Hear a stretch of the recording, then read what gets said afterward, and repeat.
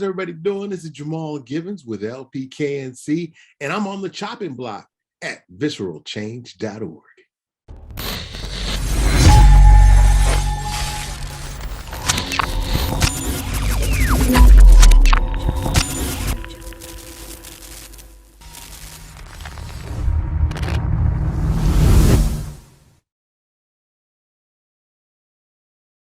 Welcome back, everybody.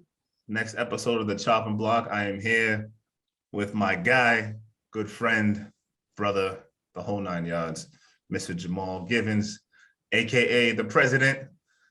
Jamal, what's going on, baby? How you doing? Hey, doing well.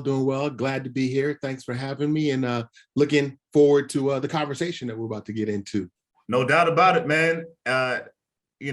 Folks who are fans, if you will, of the Chopping Block in our young phase as we are in currently, might remember Jamal from season 1.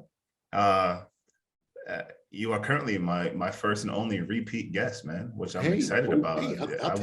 I wouldn't want it to be anybody else, This was back in 2018, and we were in person at the time, and we were a little rough around the edges with camera work, the whole nine. But we've evolved a little bit since then. At least we have. What's going on with you in the past 3 years, man? Update us on your life, personally, professionally, before we dive deep into some of the scripted questions. Last 3 years, man, since I've seen you on the Chopping Block, what's been new with you? Oh man, just a lot going on, a lot of positivity, definitely feeling blessed. The nonprofit organization that I had just started has been growing slowly but surely. We are now have some funding. About always helps. Yeah, definitely.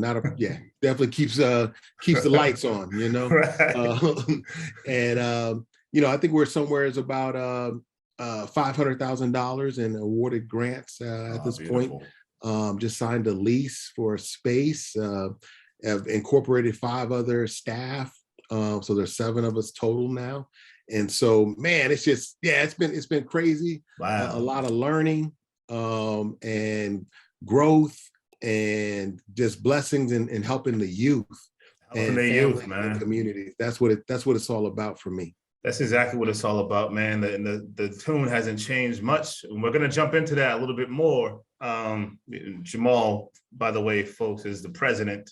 He's the CEO of LPKNC and the president of the board as well. So he's covering a lot of different bases, and his nonprofit prevention work that we're really going to dive into shortly.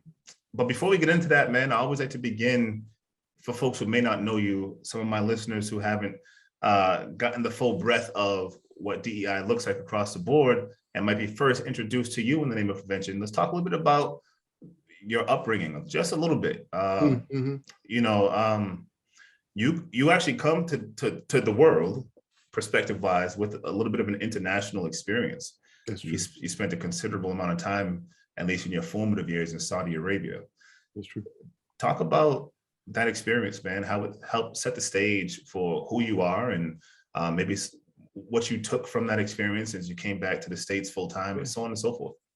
Yeah, when we look at it from a diversity lens, I feel extremely blessed, and I just put it out there a lot of times for folks that I'm a privileged Black man due to some of the challenges that my father chose to accept, and my mother also in wanting to do something that was off the beaten path, which is to move overseas.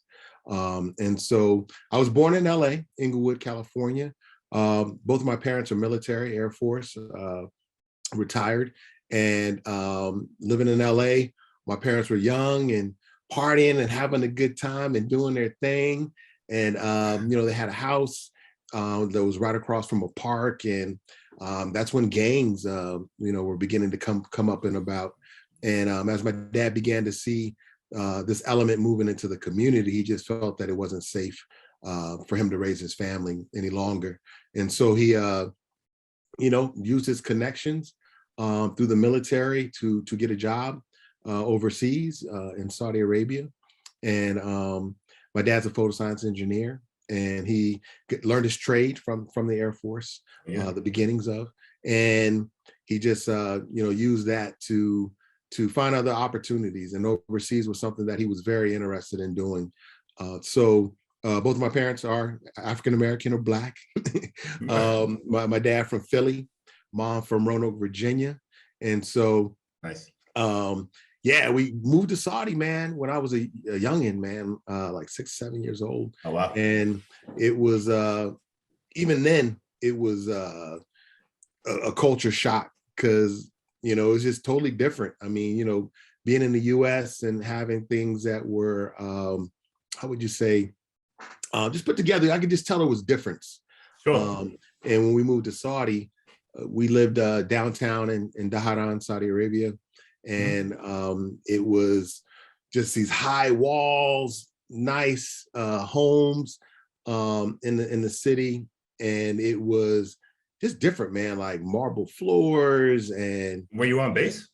No. This was we were just part of the company's solid housing, if you will. Houses that they bought throughout the city in the beginning. Our first time there, gotcha. And so I could just tell it was just different, man. It wasn't the malls and glossiness and smooth. It was, I don't even know how to put words to it. It was just almost like, I don't know, man, like sometimes you see in the movies now, like in Iraq and Iran and things like that. Right. Because in Saudi Arabia, you have the very wealthy and you have the very poor. There is really no in between. You'll find that in many countries.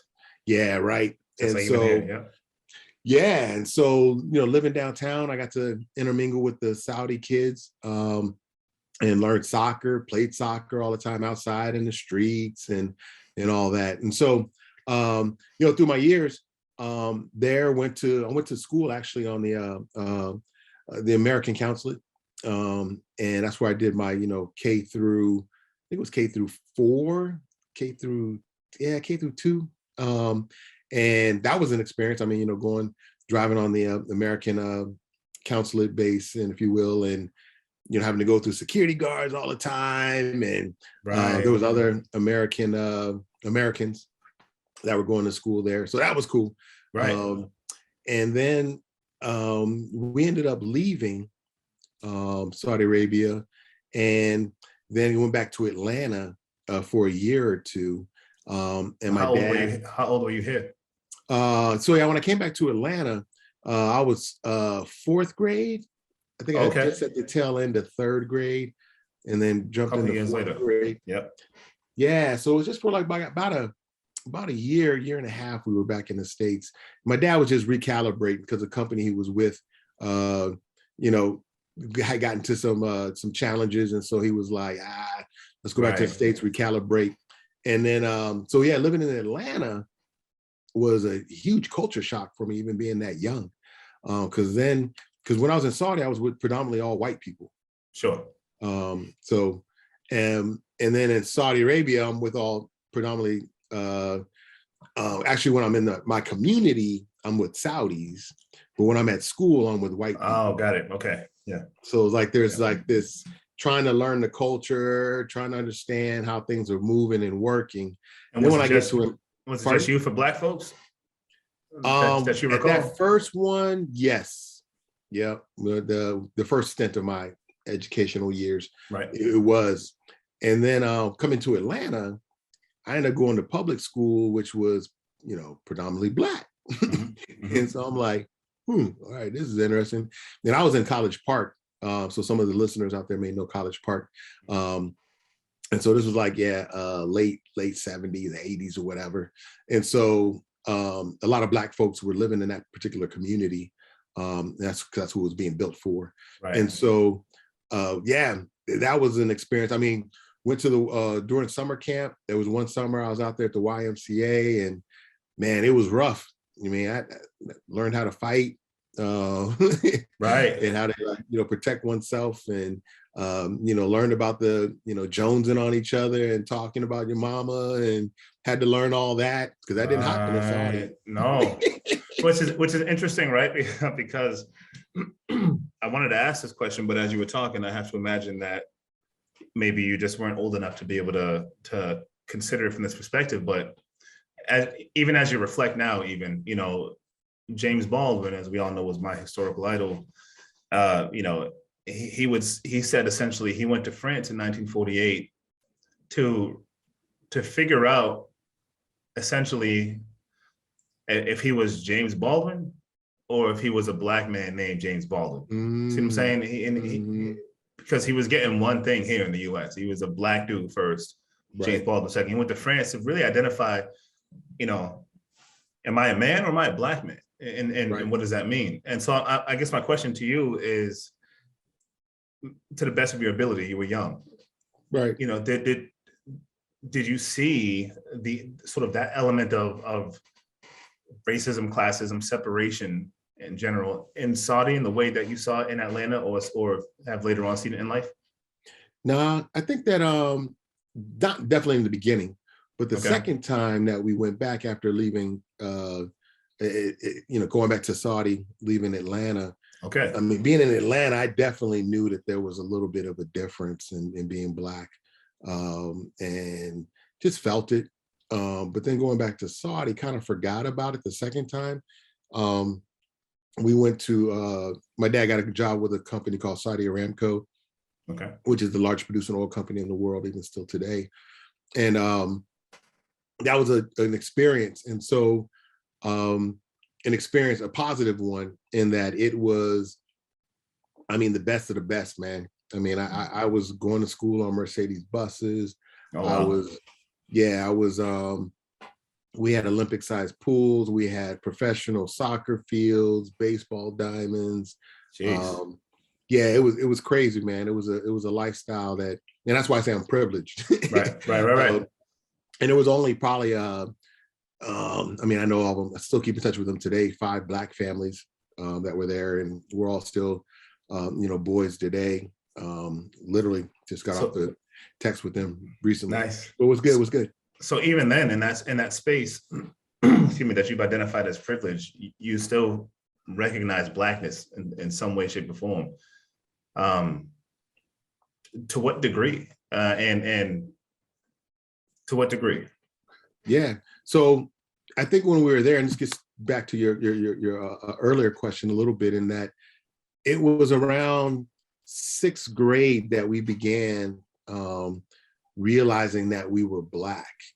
And so the reason being was one of my buddies, homeboys, he was interested in a girl that we've been kicking it with for, you know, a couple of years or whatever. And her parents were, her dad, who happened to be military, white guy, was like, you can't date him. Oh, wow. And we were kind of like, hey, you know, what? Why? Like, and that's when we began to realize that we were different, even in Saudi. But again, notice I said that was a Caucasian gentleman. I'm about to say that, yeah. That's older, right? Who's older. Because for us, the kids, it was a melting pot. So I went to school with people from Britain. There were Britain, people that were Pakistani, Indians, Dominican. I mean, there was only like 3 Dominicans, but they were there. People of color. And then you know, Irish, Italian. But the kids, we just felt like we were all in a unique situation that we had to bond together. And I mean, now looking on it, that was our experience. And so color didn't play a role in that. And so when that hit, because of an older person bringing that into our culture of youthfulness, was like, wait a minute, like, And the other thing that was interesting too was that we had a homeboy that came in from Connecticut, and he was new. So he came in when he was 7th grade, 6th or 7th grade. And he brought with him hip hop and R&B, because in Saudi, we weren't getting all that. And he understood and was listening to a lot of that music and what it meant. And he was, again, well-educated. Parents had money, but they came over to Saudi. But then he began to, you know, kind of educate us a little bit, like, oh yeah, y'all black. I mean, you ain't acting like y'all black. And we're like, what you mean act like we black? I mean, how you do that? Like, we're just being us. Come in. So it was really eye-opening at that time, just due to those experiences that you began to see that you were different. But what's really interesting though is in Saudi, I never felt, in my family never felt, or the Black families, that we were outsiders within Saudi. The Saudis embraced us, Black people. We would get treated differently in a positive way than the white people that were there working for the company. Interesting. Extremely interesting. Extremely interesting. I've heard that before in North African, Middle Eastern countries. I haven't had that experience. I haven't been there, but I've heard that narrative before. I'd be interested to dig in, and it doubles off of what you mentioned earlier. And I think it was in an Uber one day. I feel like I was in LA, I think, and a Black dude was driving and we were talking. And I think I was talking about some international trip. And he told me about a time he was in I think he was in Greece, actually. And or Italy. He was talking about how he experienced racism out there, but the racism didn't come from the Greeks or the Italians, wherever he was at. It came from the Americans who were there. Right. Right. And so you're talking about the racism you experienced by a white dude, who I'm assuming was American, possibly, right? He was.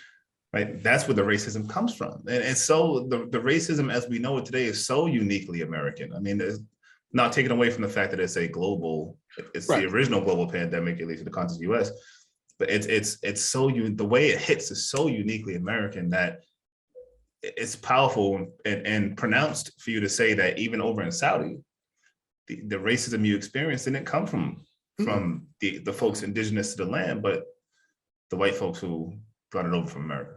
Yeah, definitely. I mean, and through my travels, what's interesting is, I mean, I think there's also a socioeconomic piece to it. So because they knew the type of money we were making, we were, don't get me wrong, not necessarily on all of the royal family's echelon of money. You weren't Elon Musk. As far as the working class, I mean, we were there, and so with them at that level, so we were brothering. I mean, because our skin tone was closer. Yeah, right. Because when I think about, when you're talking about other cultures and countries, I have heard about racism, because if you're more dark complected, you know what I'm saying, that's there. But I think that's more, from my perspective in my travels, socioeconomic, not just right off the bat because of skin color. Now we can talk about how they ended up there, being lower because of dark. Who they look like, right? It just didn't, it wasn't there for me, man. I mean, I felt safe. I felt protected, more so from them, the Saudis, than I did, white counterparts. I did not feel out of place being downtown or amongst them. There definitely was a cultural difference. I mean, they say that Black people are loud and stuff, but they're really loud, Saudis, and they're very having expressive. A good time. They're very expressive. I mean, and they love hard. They're compassionate. They're, I mean, all the things that we see, in the media is not necessarily true. You know what I mean? And that's war times, right? But if you look at them as a people, and even, and this will be interesting too to share, I believe, is the company, which is Saudi owned and run, has things in place that show that they truly believe in family. And, when you look at their policies and procedures, you had to be home. My dad had to be home and leave work at 5:00. He had to go home and eat with his family. Sure. They would not allow you not to do that. You had to take vacation with your family every year. They would not allow for that not to happen. Wow. They put policies in place to protect and support family. And so it's interesting for me being an American and being in the US and hearing how we have these family values in America, but yet none of the policies within organizations or institutions actually support that. And matter of fact, it pushes against it. Well, how come you're not at work? My kid's sick. Right, you right. Be at work. No, get somebody else to. And it's groundbreaking, right? When it is there, like, oh wow, this is a wonderful policy you have. I get, 12 hours, you mean? Away, oh, fantastic.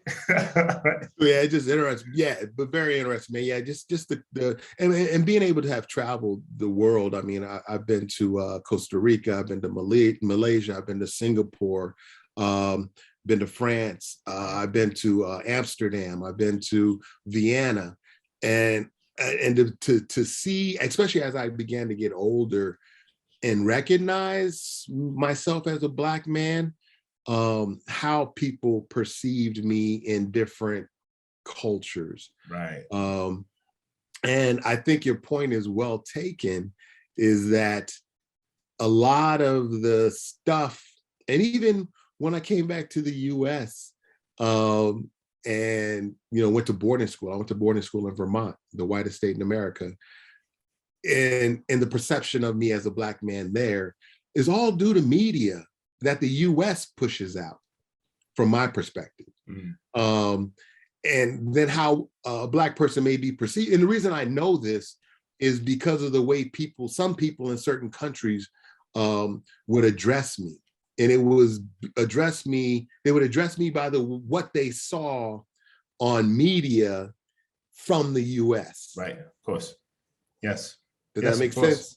It's part of my workshops. Yeah, and it's crazy, right? Because I'm like, and the thing that's interesting is I didn't know of a lot of the references when they would address me in a certain way because I hadn't been in the US. Right. Yeah, makes sense. So then when I make the connection when I was in the US to how certain people had addressed me, I'd be like, oh, ooh, this is the US doing this.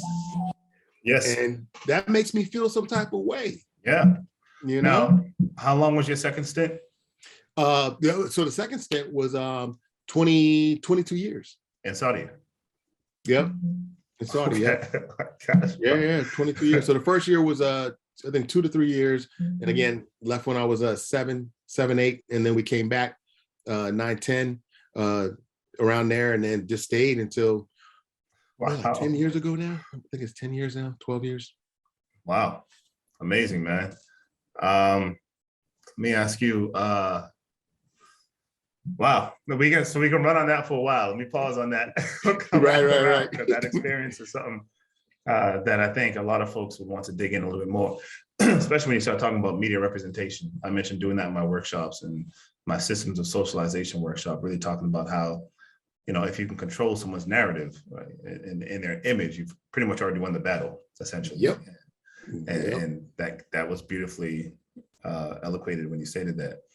All right, let's shift gears a little bit and jump into a little bit of the work. As I mentioned before, you were on in season 1. This was a couple of years back. On that particular episode, you were representing yourself, JamalGivens.com, mental health educator, and you were kind of just talking about hitting the ground running, opening up some different doors and some of the importance of working with youth advocacy and prevention. Fast forward 3 years, here we are again, president, CEO, LPKNC, right? There's this nice growth that came with it. Talk a little bit more about what LPKNC is, what y'all do, and then I'd be interested to know if there are any similarities to what you did when I saw you on the chopping block 3 years back. Yeah, no, definitely. So LPKNC used to stand for 2 coalitions, Liberty Partnership and Keno Neighborhoods Council. Okay. There were 2 coalitions that had come together to merge and become one in 2011, 2012. Took some time for the 2 coalitions to come up with a name and us work through the details. Right. So that's why I always say 2011, 2012, because it just took a little while. Right. But we became one. And so the short of it was name ended up just being LPKNC. Now, with those coalitions, of course, and from different neighborhoods that were on the same side of town and divided by a street, a very major artery, if you will, they yeah, decided to come together and work, do the same, because they were doing similar work, but it was due to funding that split them. And I was working on one side of the highway, if you will, and a colleague and really great friend of mine and close friend on the other side, Diana Jimenez Young. And we were always collaborating through the years. And so we were both working on our coalitions, working on youth substance abuse prevention, school dropout, violence, delinquency. And then we're also working on suicide prevention work, which is really around mental health. And so, like I said, in 2011, 2012, we came together, the coalitions, and they began to just work as one. And again, this was all triggered by funding and what we had and didn't have. And so my partner in crime, Diana, her funding began to dwindle even more so. And so ended up backing out altogether. And she ended up getting a job with a college institution here. I'm in Tucson, Arizona, and working there. And so I carried forward the work with the coalition and working with youth again, maintaining the relationship with families and community. Because one of the things that we believe is that, you can't help youth without helping the family. Right. Yeah. Because a lot of times what parents will have us do is say, hey, come fix my child, is basically what they're saying. But the crux of it all is you have to. You got to go home at some point. yeah. I mean, I'm here. I am taking the youth, and the reason, and this became so true to me, Sherrod, man. I worked as a senior residential counselor at a residential facility, and these youth would come in for 30 days, and I would work with them, and my team would work with them. We'd have structure. I mean, they lived in a house with us. We had a pool. We had them doing chores. We'd have, groups throughout the day. I would take them out to play basketball. I'd take them out shopping for food for the house and showing them how to do that. We had, movie nights we had, in the house, or we'd take them out to movies, and they would do amazing in this structure. Right. They would do amazing in this structure. I mean, some of them had anger issues, some of them had depression, some had anxiety, some had, in addition to the substance use, but a lot of them were self-medicating.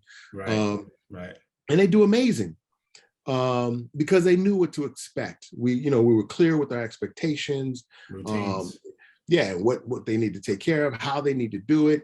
Then as soon as they leave the program and go back home, the thing is, and this was our bad, right, is we did not have sessions with the parents on fully what we were doing and what they could do change within their environment. So when this child got home, they could have something maybe similar. And again, it doesn't have to be necessarily as strict or structured, but some type of structure. Because a lot of the kids that we were dealing with, they were saying that they would go back home and mom would still be out doing ABC, or dad might be doing this, or it might be a single parent home, or that single parent's bringing home, boyfriends. And so there was no structure. And so, looking at that, realizing that in order for us to work with youth, we have to work with family.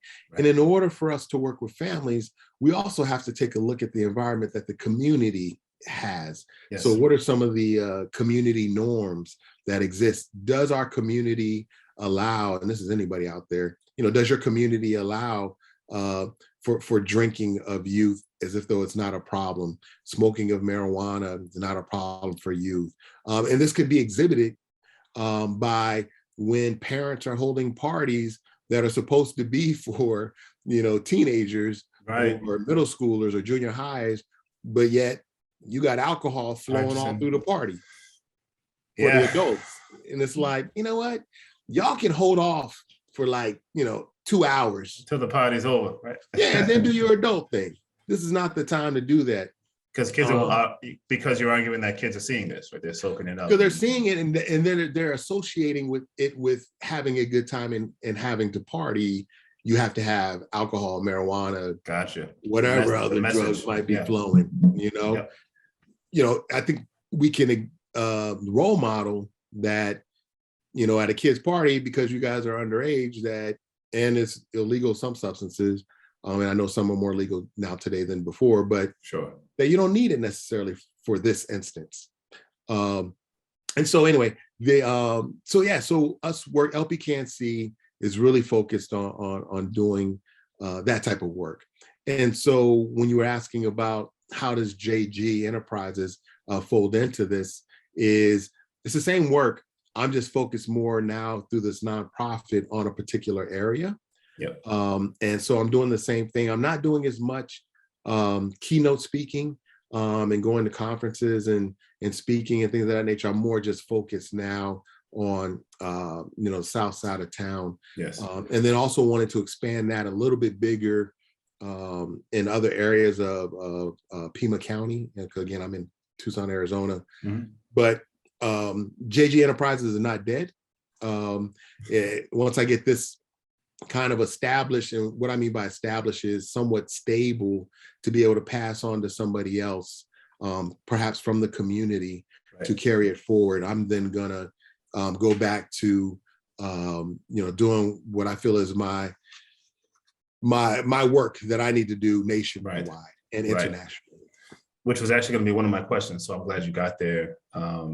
We'll pause on that then. Maybe we can expand on that more in detail a little bit, but I want to pause on that because I was curious to know if you had a mind to go a little bit broader. But let's stay where we are. You mentioned that you focus on south side of Tucson, which for folks who don't know is sort of that area of the city for most folks where you don't go. If you haven't come up in the projects, if you have these stereotypes in your head, that's that element, that's that Flint, Michigan, that Detroit, that Harlem, New York, that image that people want to place on these particular communities, mm-hmm, right? And undeservingly, of course, but they're also underserved areas of a larger city, right? And they gain reputations as a result of systemic inequities that sort of breed them to be what they are, right? And that would be for a larger conversation. But Jamal focuses on this community because this community needs the attention in ways that we have the foothills here in Tucson, a little bit more of an affluent neighborhood, doesn't need that same kind of service. Not that stuff isn't going on, but the south side, if Jamal's not paying attention to him, then who will? That being said, have you witnessed, and I may have asked you this in season 1, so at the risk of repeating myself, have you witnessed or identified any trends in terms of social identity groups who are most impacted as a result of, or I should say, in the work that you do, most affected by society, Black and brown folks, in particular, Latino folks, specific race or other races, specific genders? Have you seen trends pop up as you are doing the work that you're doing with your team? Yeah, so when we look at again, substance use and misuse and mental health and wellness, we definitely see trends, and the subculture that I would say we see trends in is within young people.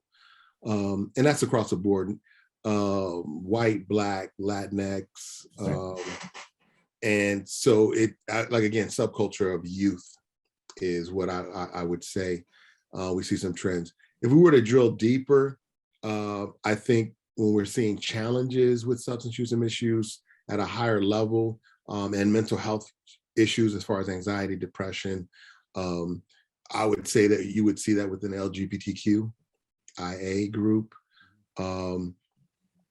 More so, again, marginalized groups, that being a marginalized group, I should say. Sure. But I want to go back to one point that you said earlier real quick, is that in more affluent areas, and because I've been raised through and with affluent communities and people, they have similar issues. The difference is that they hide them more well. And the reason being is because their walls are a little bit higher, and police don't patrol those areas as much. School districts don't talk about it as much. School districts won't even test about it. Wow. Yes. So we don't have enough information sometimes. But I do, because they came through my programs. When I was a director of prevention intervention and done some therapy with youth, and they came also through our residential program. Sure.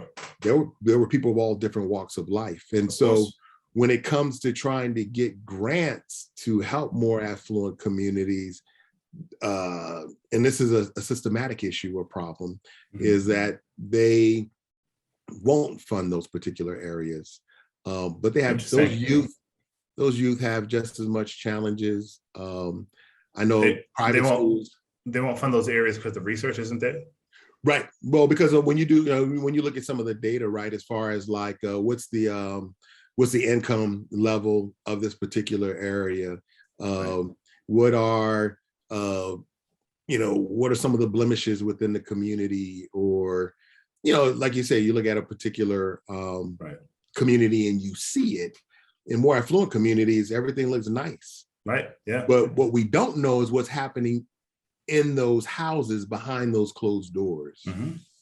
And those schools look extremely nice, but that's what they want to do, is have this image as though everything is perfect, as well as private schools. Again, you got to remember, you're talking to a man who's been to multiple and visited multiple private schools because of the friends that I've had. Sure. And seeing the drugs that they get into, and even here in Pima County, visiting the majority of the schools here, because I worked at them through University of Arizona.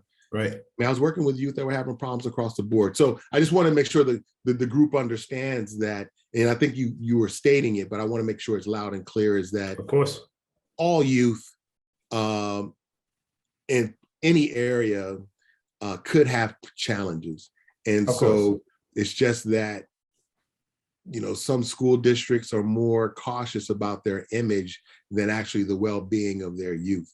And so what's interesting about where I'm working with this particular school district is they understand that, and I hope people can hear this, is that a school is not a reflection of the students themselves, but more so a reflection of the community in which they're in. So what I mean by that is people will be like, oh man, that school has a drug problem. No, the community does. Because where are these kids getting the drugs from? From the community. The school's not selling those drugs.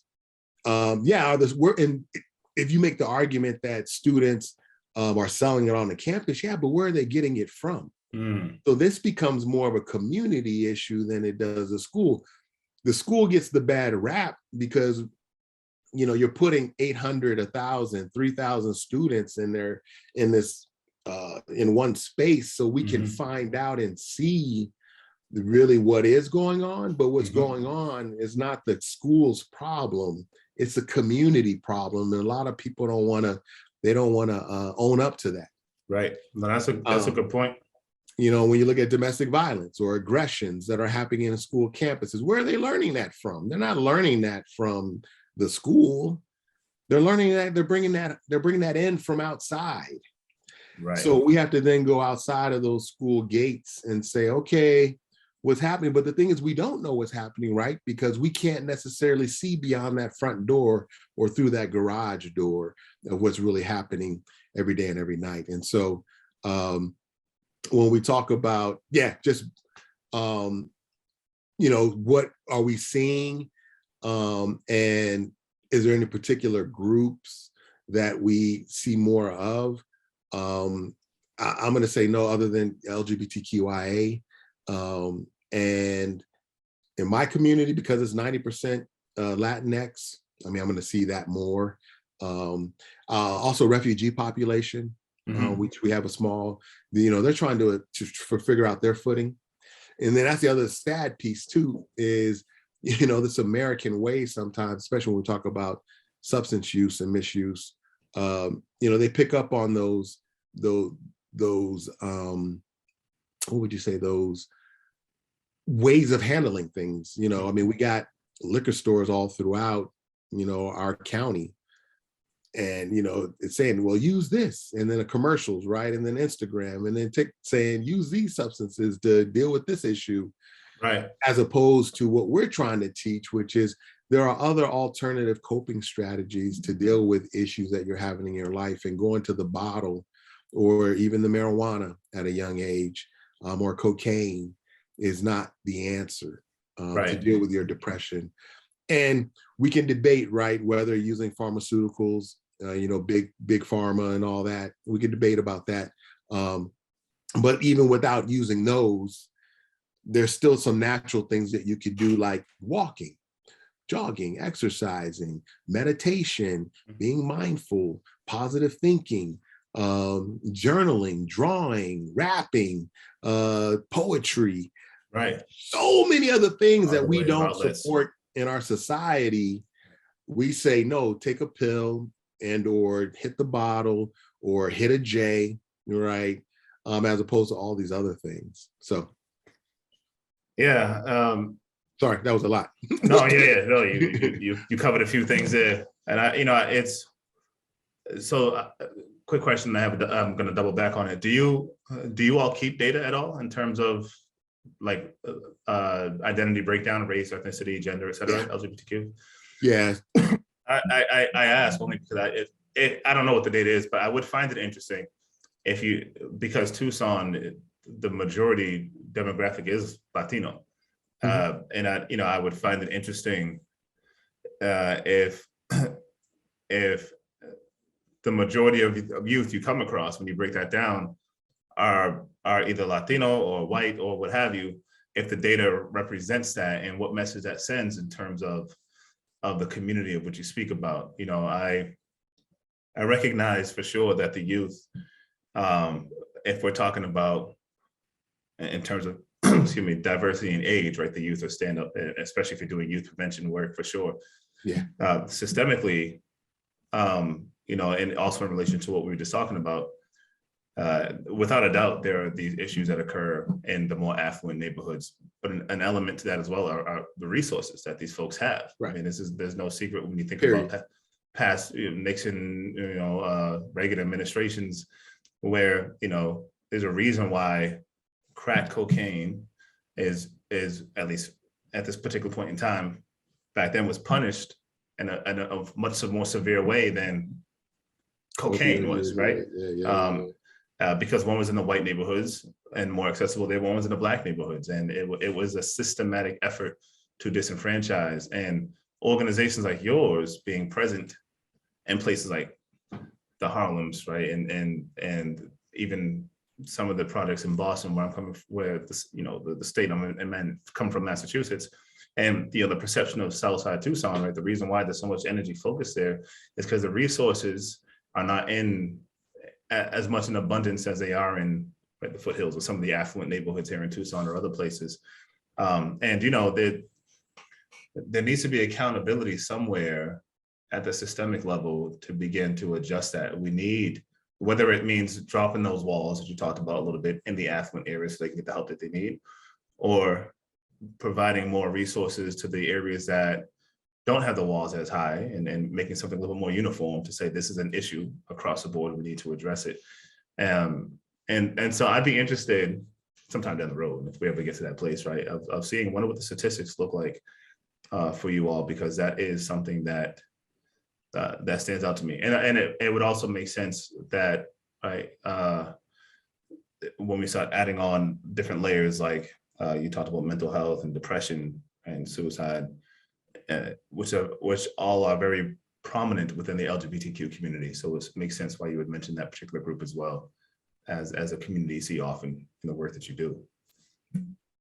I think that just briefly, is that I think something you had mentioned a lot earlier.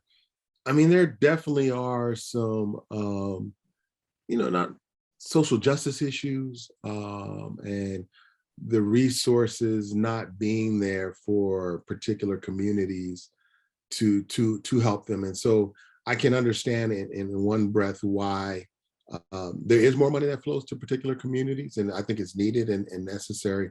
But I think I want to be careful in allowing me, and I appreciate you allowing me the opportunity to take control of this narrative, you know, in Always. this conversation, in that I get nervous when people do look at data, but don't look at it the way that you do.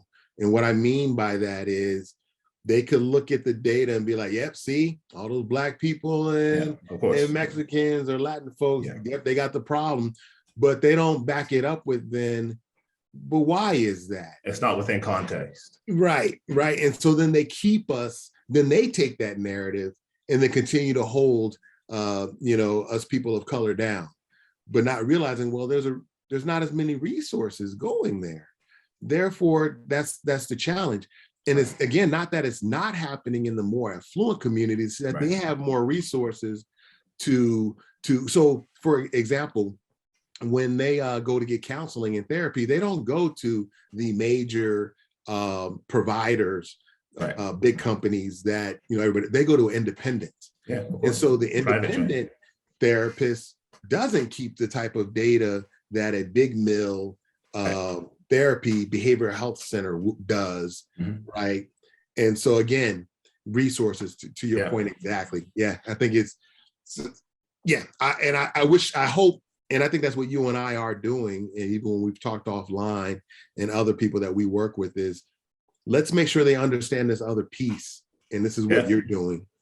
I have a buddy back east who is a therapist, and I've been trying to get him on the chopping block forever. I think we need a little bit more time, and we can get him on here. Hopefully the pressure's on him. I don't want to name drop, but I will. He said something similar. You know, he wants to open up a private practice in a way that's accessible to the underserved, because most folks only have access to these larger conglomerates who have consortiums in play.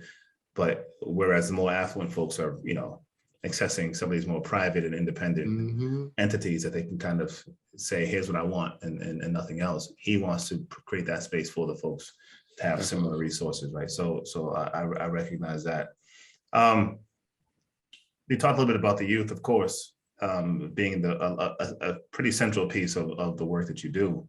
But, you know, you've also worked with folks for many years at this point in time. And we know that some of the issues you work on behalf of are not relegated specific to one age group. So in your journeys, what are some of the generational differences you found in the work that you do with, you know, say Gen Xers, or millennials, or even Generation Z? Does each group receive help differently? Do they approach abuse differently? What have you seen there? Yeah, no, great question. You know what, man, we're really in this space, and I think COVID accelerated it. And it, you know, everybody's saying COVID is extremely bad, which it is. I mean, the actual virus itself, right, and killing people, definitely bad. But some of the things that it has made us do as a society,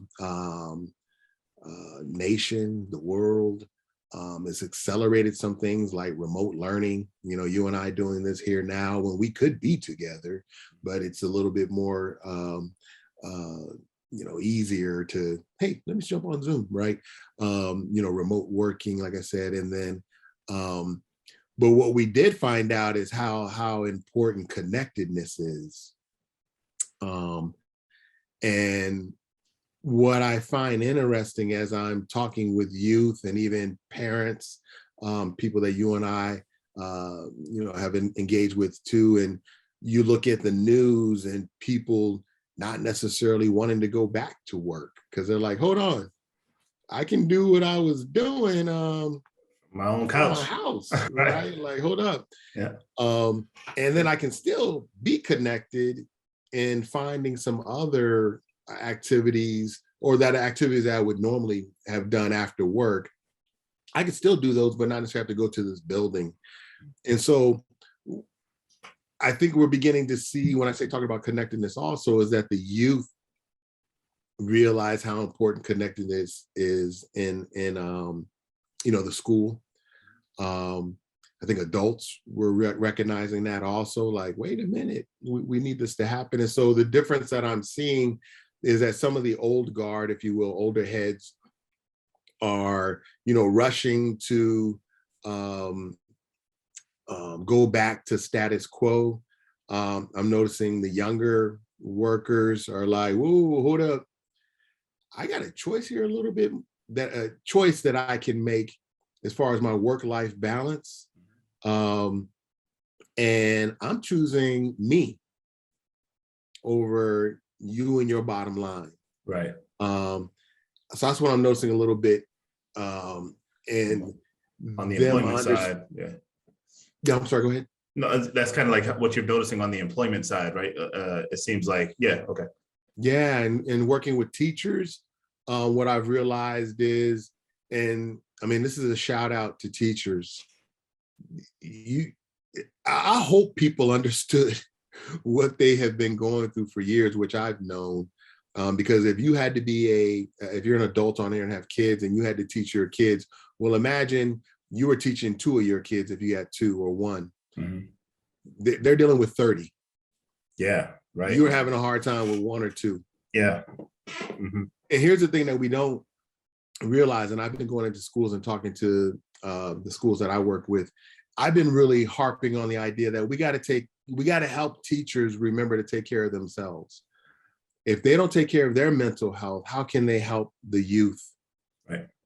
And so they're just so used to giving of themselves that they sometimes forget about themselves. And that's not beneficial to them teaching our youth, because that's when those things can occur that shouldn't occur. Bad decisions, acting on impulse negatively, snatching a kid up by the scruff of their neck. And so when you talk about just generational differences, I think what I'm noticing is that the younger generation, Gen Z, will begin to make some different decisions that us older folk, not necessarily me, because hey, I'm young at heart, so I'm with them. But it's gonna do differently moving forward. They are wanting to take care of their mental health, especially after COVID-19, and they're looking for the resources to do so. And they don't see it as weak. They see it as something that is important, but it's us having to work with the older millennials and Gen X to be like, hey, this is important. Because like, if you think like a lot of businessmen and women that own these Fortune 500 or even mid companies, right? They're having a hard time buying into this whole mental health idea. Mm-hmm. And it's because, I think it's a mistake that we made through the years of not addressing it. I mean, they did a great job, many businesses, of looking at physical health. Hey, let's put these, hey, let's walk at lunch, and let's give you a pedometer, and let's, this, that, and the other. But nobody looked at, you got to take care of your mind too, mentally, and mental breaks, and things of that nature. And so those are some of the differences that I'm seeing, is that it's a tougher sell for the older generation, not as much for the younger. Problem is that we don't have enough resources to accommodate everybody. And so when you're saying a partner of yours who may come on here, man, let him know that he should just jump and do it. This is an awesome time to make that happen, because it's so needed. I mean, I don't know how it is for others in their communities that are listening, but we have a shortage of social workers. There's a shortage of psychiatrists throughout the nation. Right. There's a shortage of therapists. And so as this becomes something more norm, to get support, and therapy is not a bad word. There's some high profile, influencers out there, from Charlemagne the God to athletes, right? Mm-hmm. That are talking about this now. And it's like, how come we haven't been talking about this before? So, I give a hand clap to anybody and everybody that's willing to talk about it.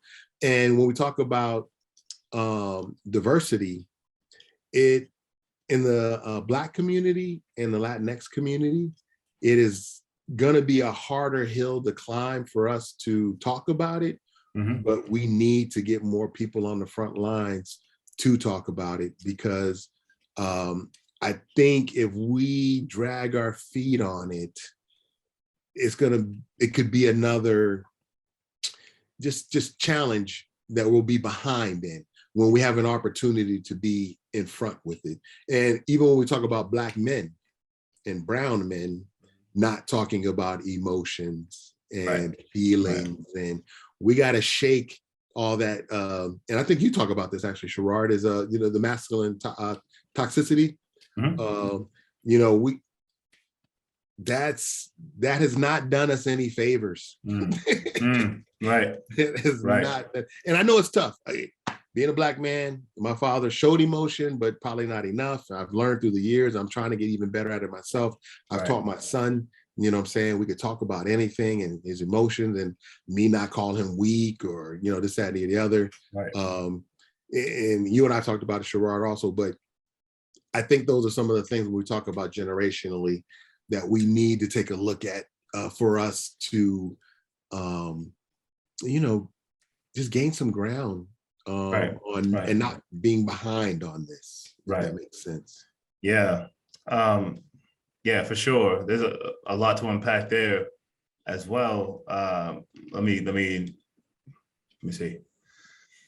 You mentioned a lot there about the generational component as it pertains to sort of employment and the way it's perceived in that way.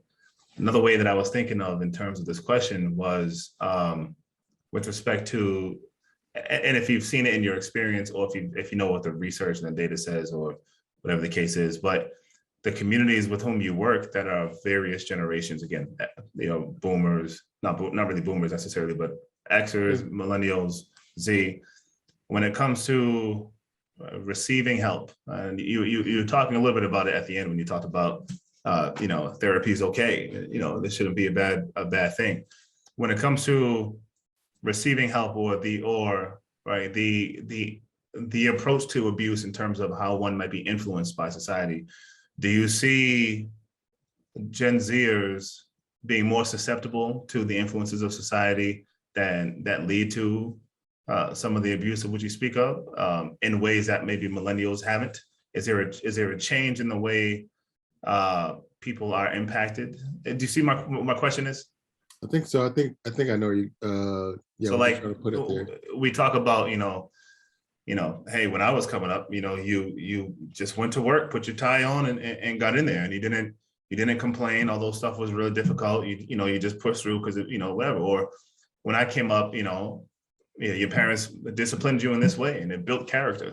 These kids today, they complain we hear all that kind of stuff all the time. So that's kind of where my question is going when it comes to receiving help. If a person who was a millennial and you said, hey, look, I want to talk to you about this, are they more receptive in ways that maybe Gen Z isn't, or is it the other way around, et cetera?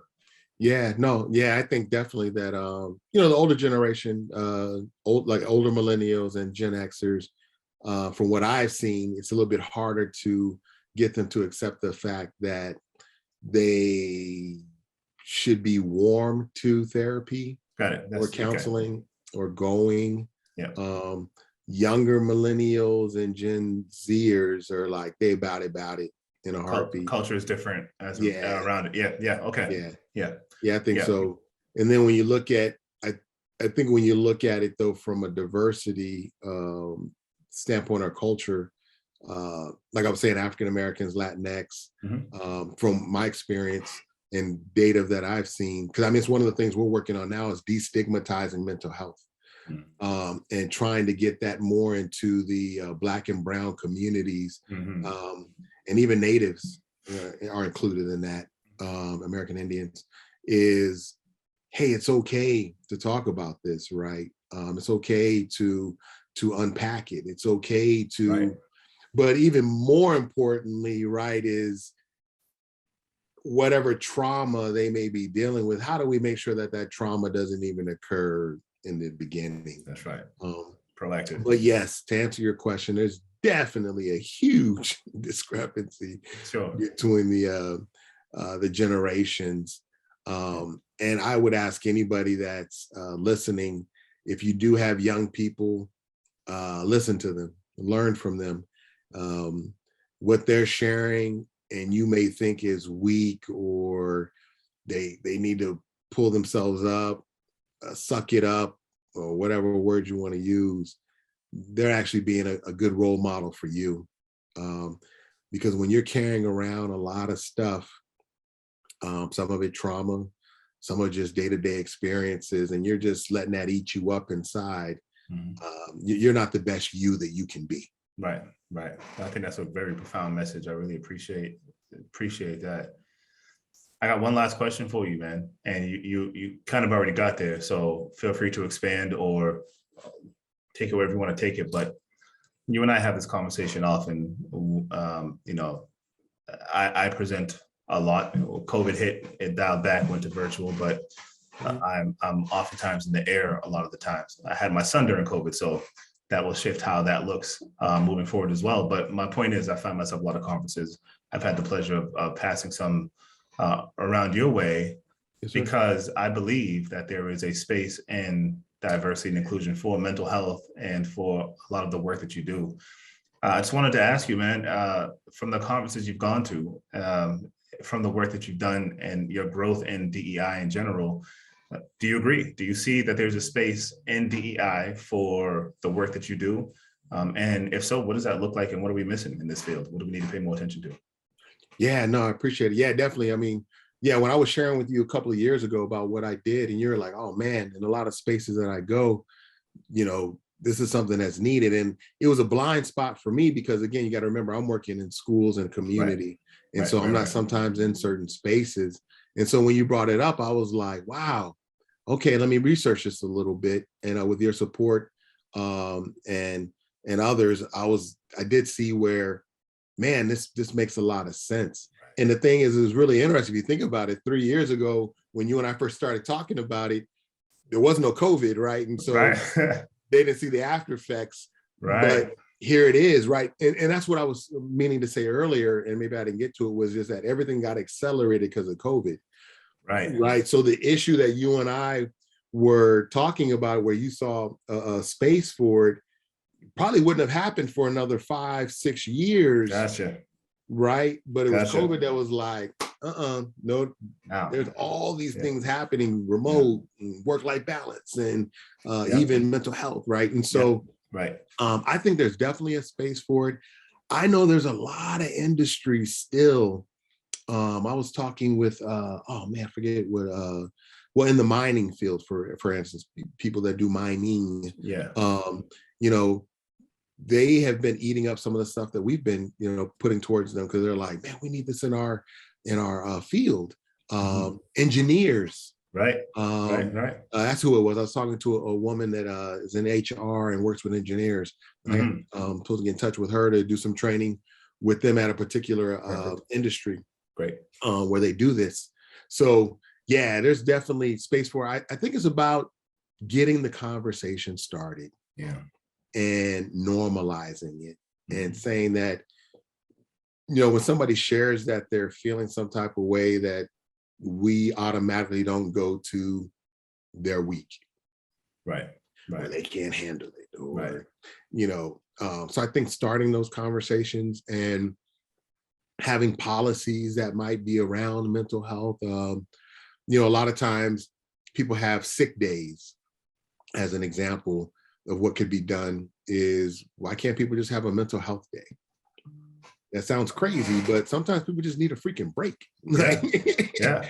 You know, I just need a day. I read something somewhere where someone was like, you know, it's wild to think about the fact that you have to ask your supervisor for a day off.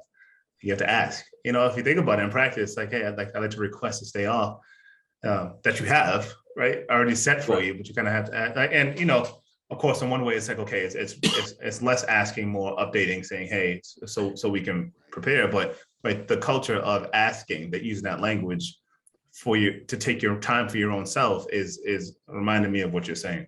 Yeah, right. Yeah, I mean, and we all need it. And sometimes, why do I have to be sick physically? Again, that's a whole physical notion of what we've pushed through the years of just physicalness it's not being an issue, but hey, there's a lot of things going on in here for people, man, on the mental side, that and I mean, if you've anybody on here that's ever taken just like, a day just to decompress, man, how much better do you feel? So Right.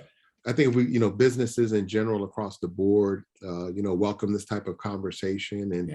And for those that might be a little hesitant, your bottom line will be better. Right.